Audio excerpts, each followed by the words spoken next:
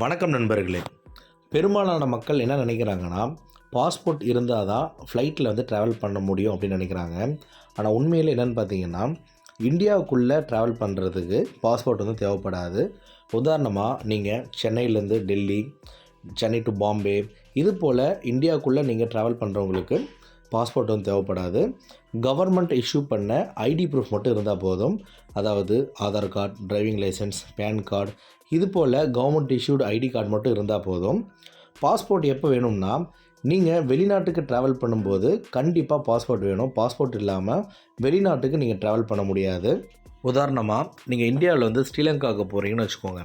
அப்போ கண்டிப்பாக உங்கள் கையில் பாஸ்போர்ட் இருக்கணும். அதாவது வேலிட் பாஸ்போர்ட் இருந்தால் மட்டும்தான் நீங்கள் வெளிநாட்டுக்கு ட்ராவல் பண்ண முடியும்.